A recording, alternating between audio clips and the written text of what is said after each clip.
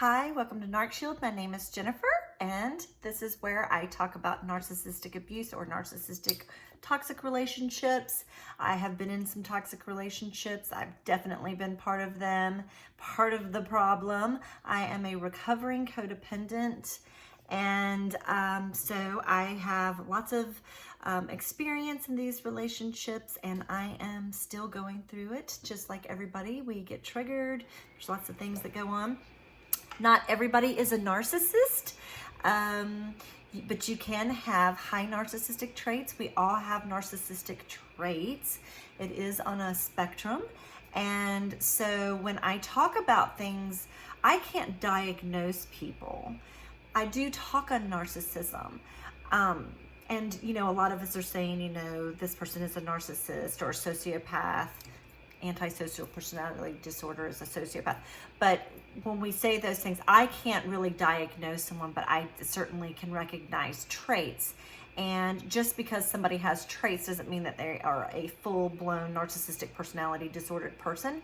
But I do talk about these traits here, and if you recognize them and you're in a toxic relationship like that, then this is where you can get some information on whether you need to leave or not, or what you need to do, or just to have some support, or to be able to support someone that you know that is going through that.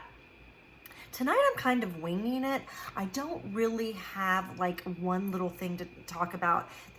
I've been really busy trying to do unemployment stuff through the pandemic, and anyway, so I've been really busy with that and haven't really been able to focus too much on what I want to talk about as far as a subject. So I'm just going to kind of talk about different things that have come up that I think are important, and so we'll just kind of have a little talk session. And so I hope that if you have never subscribed to my channel, that you will subscribe. I hope that if you've been here before and you want to share something or like it, that you will, and if you haven't, that you'll subscribe, like, and share as well. So let's see, what can we talk about? I have a private support group that I like to post a lot of things in. So I hear a lot of things come through there. I get a lot of people instant message me. Some people know me, so they actually contact me through my emails or my phone number. And I used to be kind of surprised, like people who would contact me like, wow, I had no idea they were going through this kind of thing. I don't get as surprised anymore. It's been 4 years now that I've actually been talking about narcissism, and so I'm not quite as shocked. And so some of the things that come to me, they may be, sometimes people are they're afraid to talk to me about things.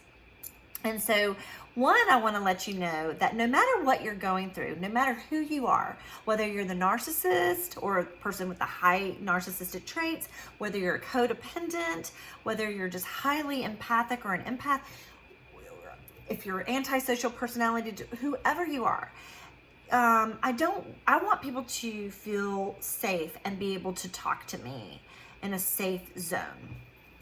And I want you to feel validated, because we all have feelings, and we may not feel them the same. We may not see them the same because we've got our own stuff that is being triggered and going on. And so when people do come to me, I try to let them know, don't be afraid. I've probably done it before. I've probably been in that situation before, maybe. Or I've heard it before, and so I don't care who you are. I want you to know that you can talk to me. The only thing that I ask is that you be respectful.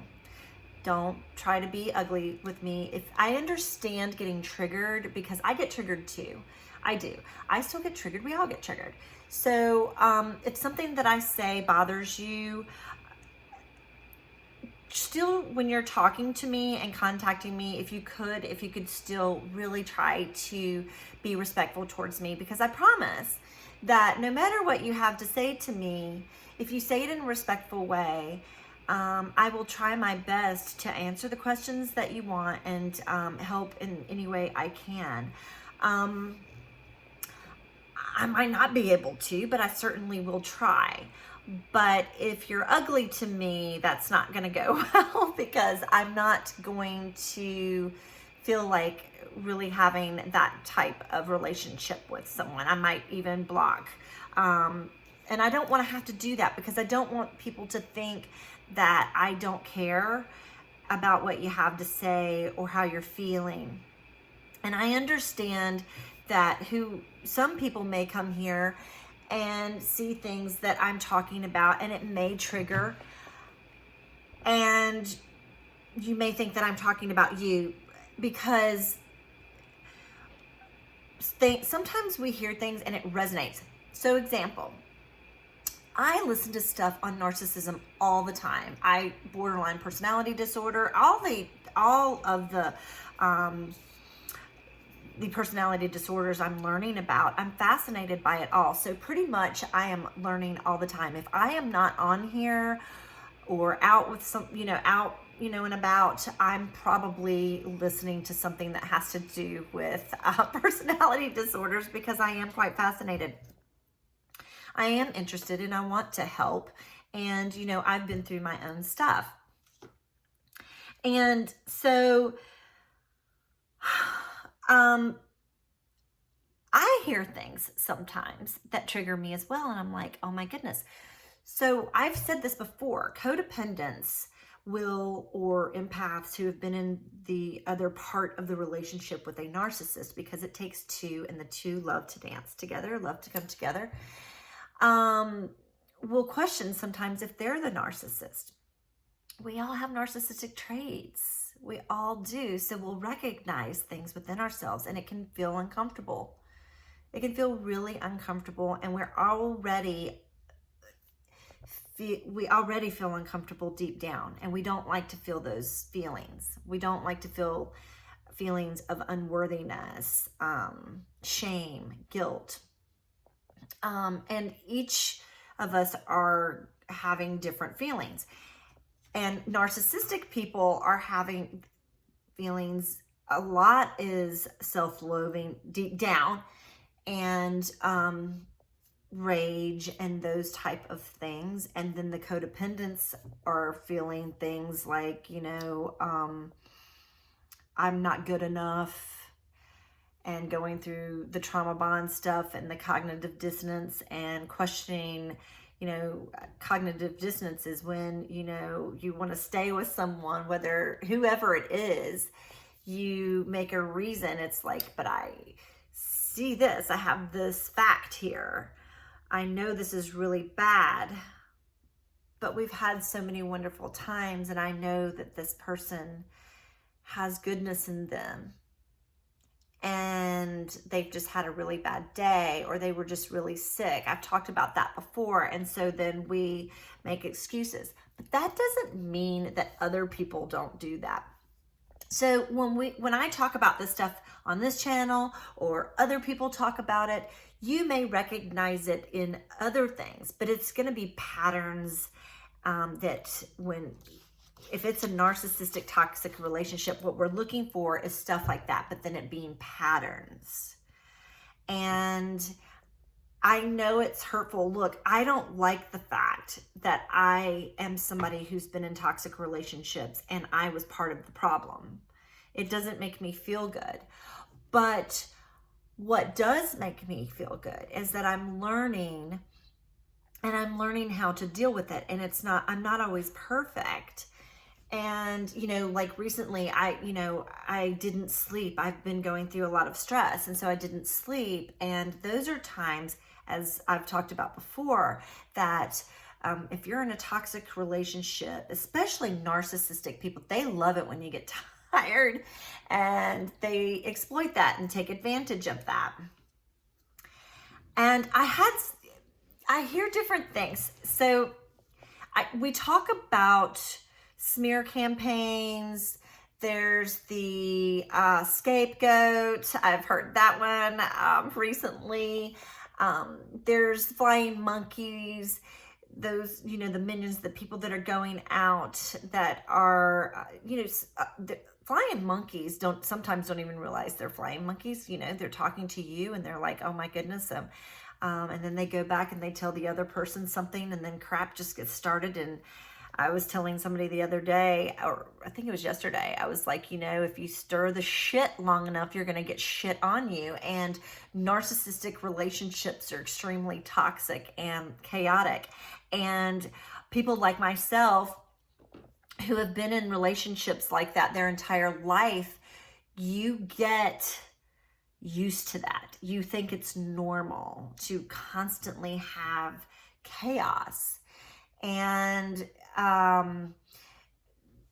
you just don't know any different. You just think that, you know, oh, fireworks, and, you know, it's just this how it is. And, you know, it's not normal. And so I've been learning that that's not what I want. I don't want that anymore. And so for years I've been working on that, and I'm trying to help other people. But I'm telling you that I know what it's like to be in relationships like that and be like, man, or be in one that's not and go, wow, it's so boring. And talk to people who say that, oh God, you know, he's a nice guy and everything, or, you know, she's a nice girl and everything, but she's so boring. So I've been learning how to be more boring. I want to be more boring. I don't want to fight with someone. I don't want to go through, you know, people cheating on me and me trying to figure out who they're cheating on me with, how long they've been cheating, going through things to find that. Because, yeah, that in relationships like that a narcissist is cheating on you. So you're going to be crazy and in your head. And so those are really bad. But I want people to feel like you can come to me. And I've had other people come to me and they talk about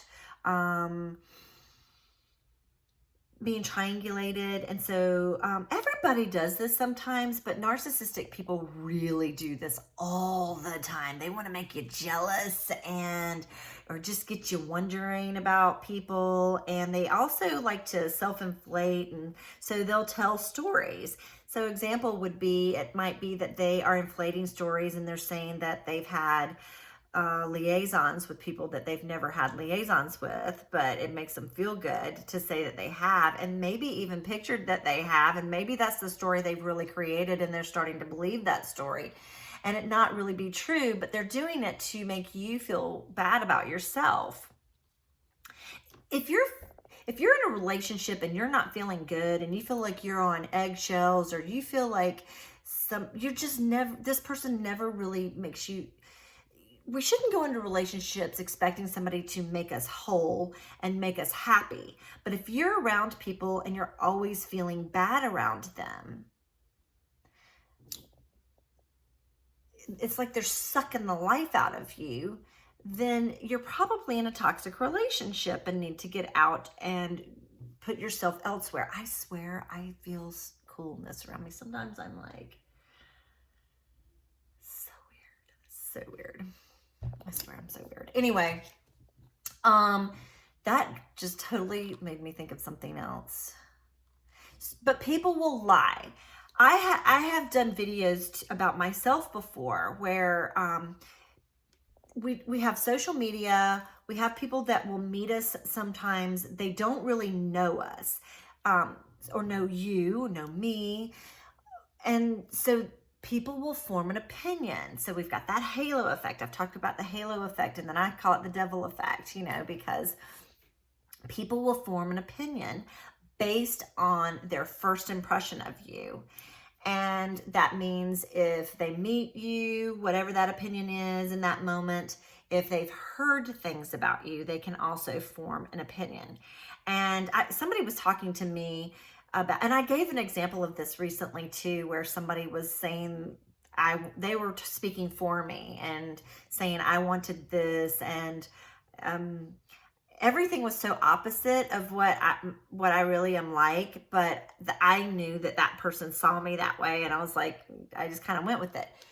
And I've had people lie about me before too. I mean, this is going to sound, it's bad. example, maybe, I don't know if it's a bad example or not, but it would be something like, and I don't like this, but it's a way to triangulate too. But I remember one time somebody saying that they were with me. They actually said that they were physically with me, like a sexual thing with me. And I had never been with this person before. I didn't even know this person. I knew them, I knew of them, but I had never even met the person. And and it got back to me, and I was like really kind of mad, because I'm like, that is just so not true. And the fact that this person is going out there and saying these things about me is really wrong. And I confronted that person. I did confront them, and I know they were really uncomfortable. They did apologize to me, but it was probably just to kind of make it go away. I think they were really embarrassed by the whole situation. And I wasn't like throwing a fit, but I let them know that I was disappointed, and that I had, I hated that was the way that I had to meet them like that. And that I would be sure that if anybody came to me with that information again, that I would be to say that just is not true. And but we're gonna have things like that happen sometimes. Don't worry so much about what other people think about you. It's hard. I get it. I mean, I have a hard time with that sometimes too. We don't want that. We don't want people to say bad things about us or feel bad things. And I know that when we are watching channels like this, I know, because I've had people contact me, and I can tell they're mad. And I've had people actually think that I'm actually talking about them. And I'm like, no, it may sound familiar, because a lot of things that we go through in life are, if you act that way and you recognize it and you resonate with it, then okay, run with it. But it doesn't necessarily mean I'm talking about you. And I've never said on this channel that I've never done anything wrong. I'm pretty transparent. I mean, I'm out here putting my crap out there, and I'm opening the door to be talked about. But I want to do it because I want people to know that you're not alone. And World Narcissistic Abuse Awareness Day is on June the 1st. Is coming up. I'm going to go live again. I always go live on June the 1st, and I talk pretty much for hours and hours and hours. I answer questions. I give examples of things that I've been through. It may be that somebody that I know that I've been through this might see something, but here's the thing. It's my channel. It's my story. If somebody doesn't like it, they can tell their story, and the same goes for you. So don't worry so much about what someone is saying about you. You love you. You get to know you, and let's just all heal together. If you have high narcissistic traits and you come here, it might be uncomfortable, but listen, just high narcissistic traits, you got a chance. You can get some therapy, just like somebody with high codependency. I have codependency.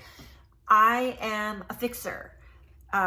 Narcissistic people are controllers, and so are codependents. So I don't always talk about codependence, because I talk about narcissistic personality a lot, because it's just nasty when you've been in relationships with people like that. But listen, codependents are very, very, very controlling. We do things.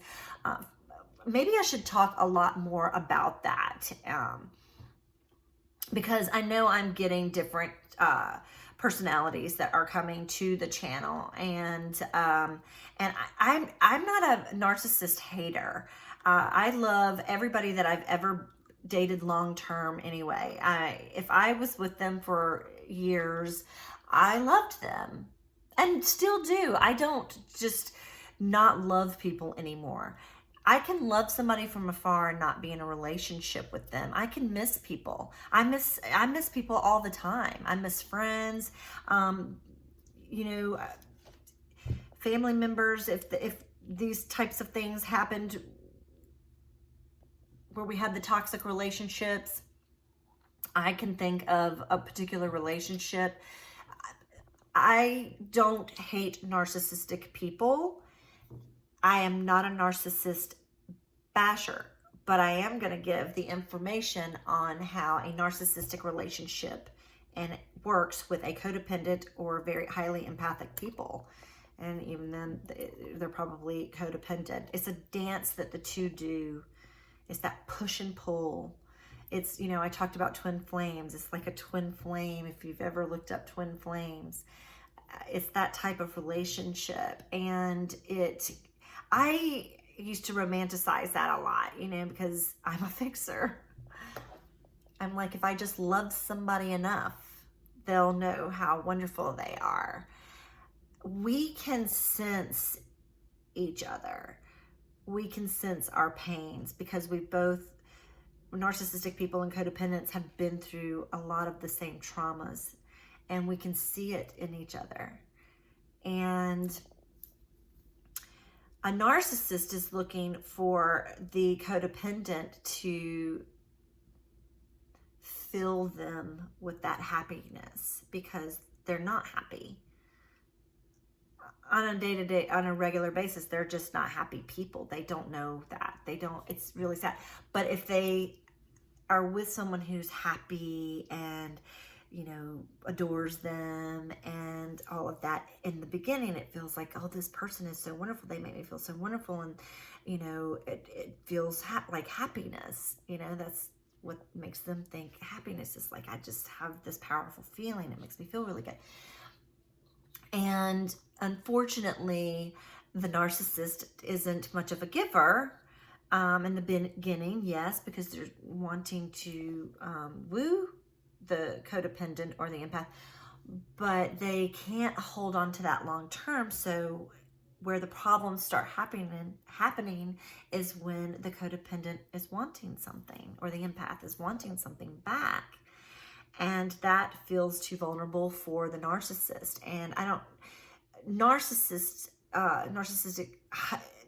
there will be some that will recognize that and understand that because they have their cognitive part of the brain gets that. But there's going to be most of people that have narcissism that part of the brain is too damaged, and they're not going to be able to recognize that part of them and how they're really helping pour salt into something. And that's why therapy is so important. And so DBT therapy is great for codependence as well, and narcissists. We mirror each other quite well. And it does feel beautiful when you first start out in a relationship with someone. And a narcissist they can walk away from it because they can cut the feelings off. But a codependent or an empath cannot do it. And it hurts really bad. And we want to know why. And a narcissist will never give you the reasons why and leave you hanging. And so when people hear stories like that, it may resonate, but it's pretty much every relationship that's like that. That's just the narcissistic dance with the codependent. It's a push-pull relationship, and it's weird. It's like narcissistic people, it's almost like they took a class together and they do the same things. Very, very, very, very similar things. It's like the same person in a different body. And codependence, the same thing. I can tell you, I can listen to codependents talk to me, and I resonate so much because I'm that person.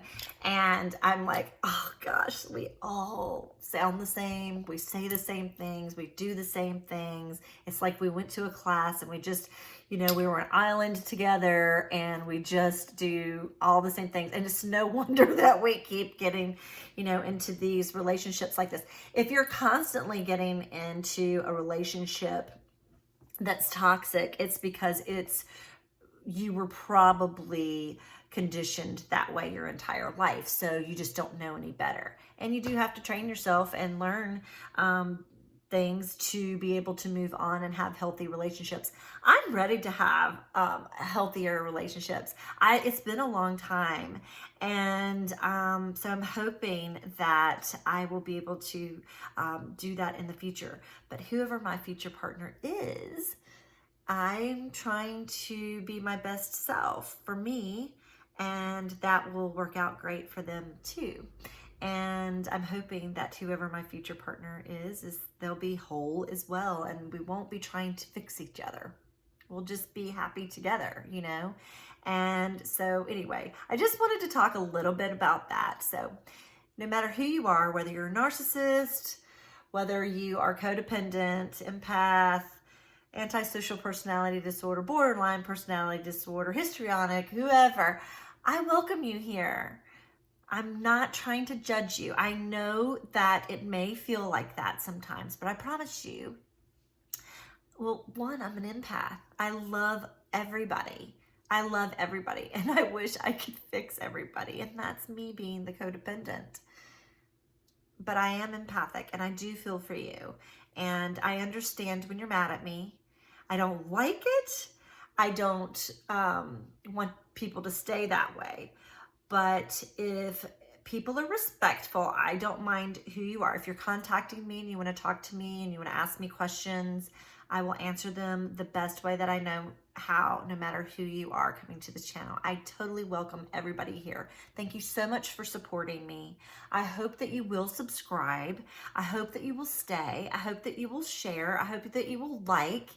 And, you know, if there's something that you want me to talk about and do a video on, I will do that. And if you want to join me June 1st for World Narcissistic Abuse Awareness Day, I would love for you to join me for that too. So anyway, I hope this helps everybody. I hope you know that I'm coming from a good place. I really am. This doesn't just, I'm not doing this just for everybody else. I'm doing it for myself too. We're in this together. We're in this together, and we can get through it. We all want healthy relationships. We all want to heal. I don't care who we are on that spectrum. Okay? So until next time, bye.